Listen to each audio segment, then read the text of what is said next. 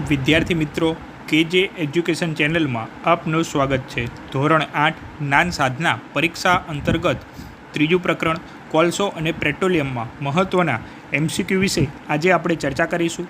પહેલો પ્રશ્ન, નીચેના પૈકી શાનો ઉપયોગ સ્ટીલના ઉત્પાદનમાં થાય છે?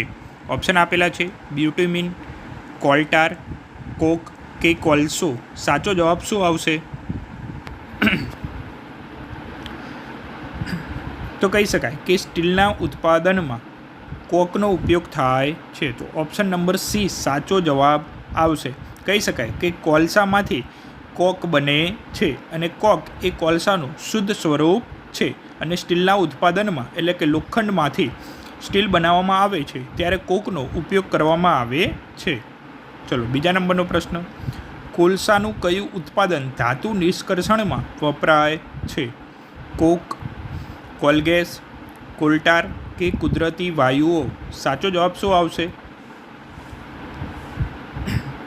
તો કહી શકાય કે ધાતુ નિષ્કર્ષણમાં કોકનો ઉપયોગ થાય છે. તો સાચો જવાબ આવશે ઓપ્શન નંબર બી, કોક. આપણે કહી શકાય કે કોલસાના ઉત્પાદનમાં કોક બનશે અને કોક સિવાય બીજું કોલગેસ અને કોલ્ટાર પણ બને છે. તો કહી શકાય કે સ્ટીલના ઉત્પાદનમાં તેમજ ધાતુ નિષ્કર્ષણમાં કોકનો ઉપયોગ થાય છે.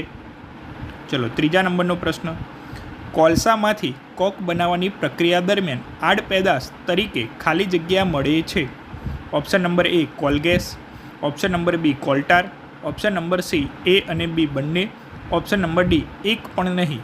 સાચો જવાબ શું આવશે વિદ્યાર્થી મિત્રો? કહી શકાય કે કોલસામાંથી કોક બનાવવાની પ્રક્રિયા દરમિયાન આડપેદાશ તરીકે આપણને કોલગેસ અને કોલ્ટાર બંને મળે છે. તો ઓપ્શન નંબર સી સાચો જવાબ આવશે. કોલસામાંથી શુદ્ધ સ્વરૂપે આપણને કોક મળશે. કોકના ઉપયોગો આપણે બંને જોયા અને આડપેદાશ એટલે કે વધારાની નિપજ તરીકે આપણને કોલગેસ અને કોલ્ટાર મળે છે. ચલો ચોથા નંબરનો પ્રશ્ન, નીચેના પૈકી ખાલી જગ્યાનો અશ્મિ બળતણ તરીકે સમાવેશ થતો નથી.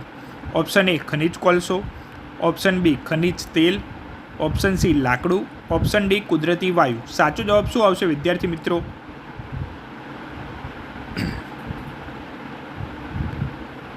અશ્મિ બળતણ તરીકે સમાવેશ થતો નથી. તો અશ્મિ બળતણમાં આપણે ખનિજ કોલસો પૃથ્વીના પીટાળમાંથી મળશે, ખનિજ તેલ અને કુદરતી વાયુ આ બધું જ પૃથ્વીના પીટાળમાંથી મળે છે. પરંતુ જે લાકડો છે એ લાકડુંને અશ્મિ બળતણમાં સમાવેશ થતો નથી. તો ઓપ્શન નંબર સી સાચું આવશે. એટલે કે આનો જવાબ લાકડું આવશે.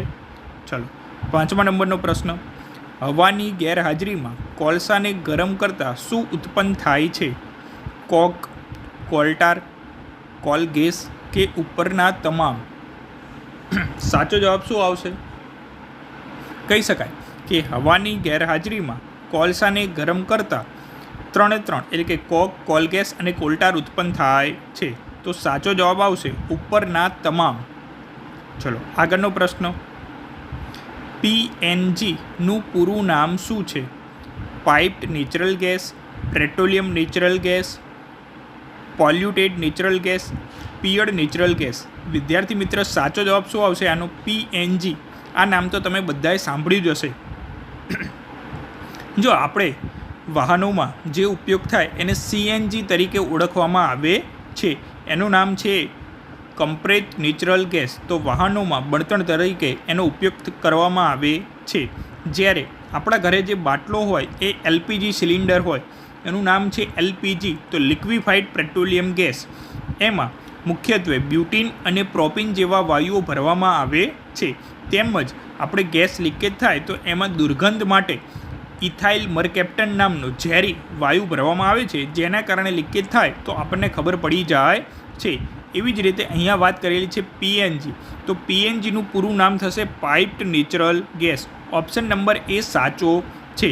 PNG એટલે કે પાઇપ દ્વારા આપણા ઘરે રસોઈ બનાવવા માટે જે ગેસ આવશે, જો પાઇપલાઇન દ્વારા આવે તો એને પાઇપ્ડ નેચરલ ગેસ કહેવાય. અને જે ગેસનો બાટલો જ હોય તો એ LPGનો હોય તો એને કહેવાય લિક્વિફાઈડ પેટ્રોલિયમ ગેસ તરીકે ઓળખવામાં આવે છે.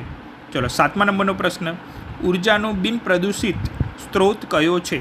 પેટ્રોલિયમ, સૂર્ય ઉર્જા, કોલસો કે અણુ ઉર્જા. અહીંયા વાત કરેલી છે કે બિન પ્રદૂષિત કે જેનાથી પ્રદૂષણ ન થાય કોઈ પણ હોય, આપણે કે પેટ્રોલિયમ હોય, કોલસો હોય, અણુ ઉર્જા હોય, આ બધાથી પ્રદૂષણ થાય છે. પણ સૂર્ય ઉર્જા કે સોલર પેનલનો ઉપયોગ કરવામાં આવે તો એનાથી કોઈ પણ પ્રકારનું પ્રદૂષણ થતું નથી અને સરકાર સોલર પેનલ હોય એમાં સબસિડી પણ આપે છે. તો વિદ્યાર્થી મિત્રો, તો સાચો જવાબ આવશે સૂર્ય ઉર્જા. ચલો 8મા નંબરનો પ્રશ્ન, કાર્બનનું સૌથી શુદ્ધ સ્વરૂપ કયું છે? કોલસો, કોક, કોલટાર કે કોલ ગેસ? તો અહીંયા કાર્બનના સૌથી શુદ્ધ સ્વરૂપની વાત કરેલી છે તો કહી શકાય કે કોક એ કાર્બનનું સૌથી શુદ્ધ સ્વરૂપ છે. તો કોલસામાંથી કોક બને છે, આ આપણે જોયું હતું, અને એની આડપેદાશ તરીકે કોલટાર અને કોલ ગેસ હોય છે. તો 8મામાં જવાબ આવશે કોક.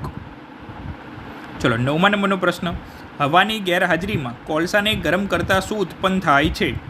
આ પ્રશ્ન આપણે જોયેલો જ છે, આગળ પણ આ પ્રશ્ન આવ્યો હતો. તો આ પ્રશ્નનો સાચો જવાબ વિદ્યાર્થી મિત્ર તમે કોમેન્ટ બોક્સમાં આપજો. ચલો 10મા નંબરનો પ્રશ્ન, પેટ્રોલિયમનો અર્થ શું થાય?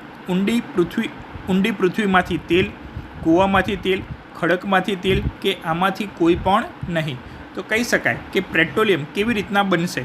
આપણે જોઈએ કે કોલસો કેવી રીતના બને કે પૃથ્વીના પેટાળમાંથી દટાશે, એમાંથી વધારે દબાણ, વધારે